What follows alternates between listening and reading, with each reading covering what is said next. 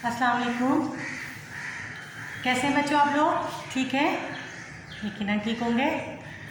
जी बच्चों, लेक्चर समझ में आ रहे हैं? अगर कोई प्रॉब्लम है तो पूछ लिया करें, ग्रुप में सवाल कर लिया करें असाइनमेंट के हवाले से और पढ़ने के हवाले से, समझने के हवाले से, जो भी है आपको प्रॉब्लम आप ग्रुप में भी कर सकते हैं और आप पूछ सकते हैं। ठीक है बच्चों, अभी आप लोगों ने जो है असाइनमेंट तैयार किया और वो लेकर आए, क्योंकि अभी आपको बता दिया गया कि असाइनमेंट के नंबर मिलेंगे। ठीक है, अगर आप लोग तैयारी नहीं करेंगे, आप लोग काम नहीं करेंगे तो फिर आप लोग जो है नंबर भी खो देंगे, लिहाजा बर वक्त असाइनमेंट जो है पहुँचाएँ।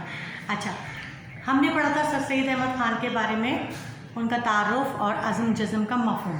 ठीक है, अज़म हिस्सा नसर में से हमने गुज़िश्ता लेक्चर में 8वें लेक्चर में हमने अज़म जज़म उनका सबक जो है, मज़मून जो है उसका जो है तारुफ पढ़ा था, मफ़हूम पढ़ा था, और सर सैयद अहमद ख़ान का तारुफ मैंने आपको थोड़ा सा बताया था। ठीक है, आज हम पढ़ेंगे, देखिए बोर्ड की तरफ, आज हम पढ़ेंगे उनकी नस्ल निगारी पर तबसरा। ठीक है, उनकी नस्ल निगारी पर तबसरा और उनकी क्या हेडिंग्स दरकार होती हैं हमें इस सवाल के लिए, वो मैं आपको वन बाय वन समझाऊंगी। ठीक है, कल मैंने सर सैयद अहमद ख़ान की नस्ल निगारी पर तबसरा में थोड़ी सी उनका तारुफ की हेडिंग बताई थी, समझाई थी, मैं हम इसी कंटिन्यू करते हुए आगे बढ़ते हैं। ठीक है, अब देखिए सर सैयद अहमद ख़ान एक नस्ल निगार है और हिस्सा नस्ल में हमारे पास उनका मज़मून जो है अज़म जज़म बहुत इम्पॉर्टेंट है, और उसकी सबसे पहले हेडिंग क्या होगी, इस सवाल को हमें किस तरह से करना होगा।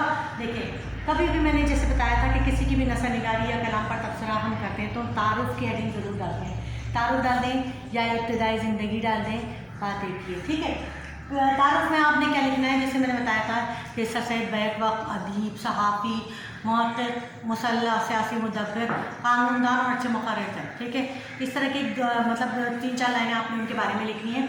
ठीक है, सर सैयद ने मज़मून निगारी को उसकी बुलंदियों तक पहुँचाया, उर्दू ज़बान को आसान बनाया।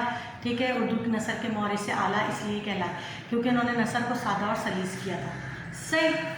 अच्छा, इन्होंने जो तरीक़ाकार अपनाया उसको हाली और मोहम्मद हुसैन आज़ाद ने भी उसी को, और बाकी जितने भी बात के जो नस्ल निगार हैं उन्होंने उसको अपनाया। मैंने आपको बताया था कि सर सैयद अहमद ख़ान की नस्ल को के 3 दौर में हाली ने उनको तकसीम किया है। पहला दौर बताया था मैंने आपको, उनकी नस्ल का पहला दौर था 1840 से 1857 तक का। ठीक है, पहला दौर था 1840 से 1857 तक का। इस दौर को उनका तकलीदी दौर कहा जाता है। ठीक, तकलीदी दौर क्यों कहा जाता है, क्योंकि उन्होंने उस वक्त वो उन किताबों के तर्जुमे किए जो पहले से किसी ने लिखे हुए थे, उनको उर्दू में तर्जुमे करके और उनको जो है उर्दू अदब में रुशनास कराया। ठीक है, उनमें उनकी उस दौर की किताबों के नाम हैं असारुल सनादीद, कीमियाए सादत और तबय्युन कलाम वगैरह। फिर उसके बाद जो है दूसरा दौर आता है उनका 1857 से 1859,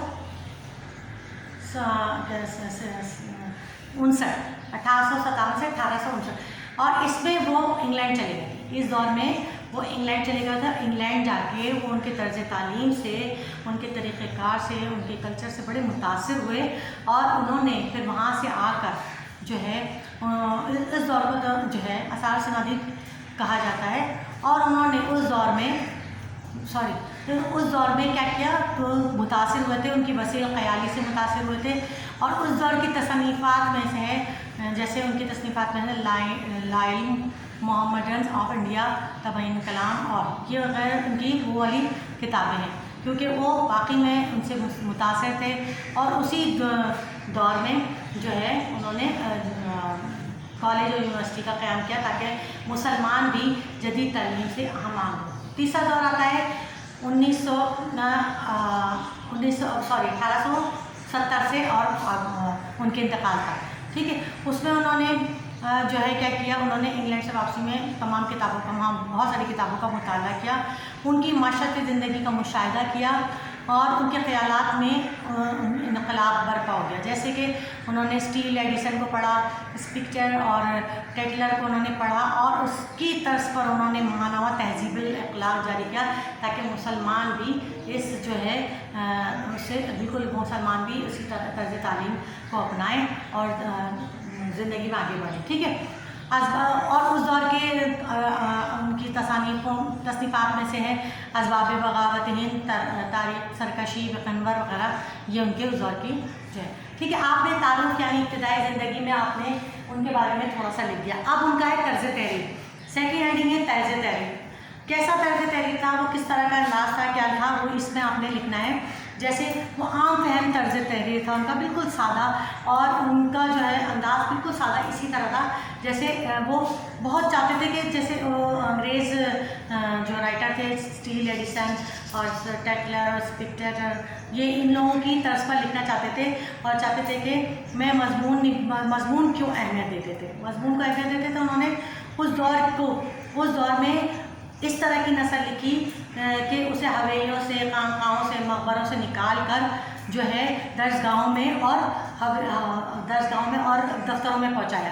ان کی نثر ایسی تھی کہ جسے پڑھ کر جو ہے ایک عام شخص بھی جو ہے سمجھنے کے لیے کوشش کرتا تھا اور اس پر عمل کرنے کی کوشش کرتا تھا. نثر بالکل سادہ اور صاف لفظوں میں تھی اور جو ہے جو لوگوں کو سمجھ آ جائے. پھر ان کی دوسری ہیڈنگ میں آپ لکھ سکتے ہیں مقصدیت. مقصدیت میں آپ لکھیں گے کہ ان کی کوئی بھی، میں جلدی جلدی بتاؤں گی بیٹا، میرے لیکچر بہت بڑے ہو رہے ہیں، ڈاؤن لوڈ نہیں ہو رہے، اس وجہ سے میں مختصراً کوشش کروں گی، اس لیے جلدی جلدی سمجھ لیجیے. مقصدیت ان کی تحریر جو ہے، ان کی تحریر کا مقصد ہی جو تھا وہ قوم کی اصلاح اور لوگوں کو کسی نہ کسی مقصد کے تحت کوئی نہ کوئی ایسی بات بتائی جائے جو ان کے لیے فائدہ مند ہو. تو مقصد کے تحت لکھتے تھے، مقصد کے بغیر انہوں نے کچھ بھی نہیں لکھا. ٹھیک ہے. استدلال میں کیا کہیں گے، استدلال مانے دلائل کے ساتھ اور دلیل کے ساتھ جو کام ہو، وہ کبھی بھی بغیر دلیل، بغیر اس کے حقیقت کے انہوں نے کچھ نہیں لکھا. جو کچھ بھی لکھا اس میں واضح طور پر جو ہے قاری کو قائل کیا. جب تک وہ قائل نہ کر لیتے وہ اپنے مقصد سے نہیں ہٹتے تھے. استدلال کی ہیڈنگ آپ یہ کہ تمثیل نگاری. ٹھیک ہے. تمثیل نگاری جو تھی، تمثیل نگاری نے ایک الگ مقام بنایا. اور تمثیل نگاری جیسے کہ آپ نے بتایا کہ جو خیالی پیکر ہوتا ہے اس کو لفظوں کے سانچے میں ڈھال کے زندہ و جاوید کر دیا جائے. جیسے کہ ان کا مضمون آپ نے پڑھا ہوگا 9 میٹرک میں جو ہے گزرا ہوا زمانہ اور امید جو ہے امید کی خوشی، یہ ان کے مضمون جو ہے تمثیل نگاری کی ایک بہترین مثال ہے. ٹھیک ہے. پھر اس کے بعد آتا ہے طنز و مزاح. ٹھیک ہے. کہیں سر سید احمد خان کی تحریر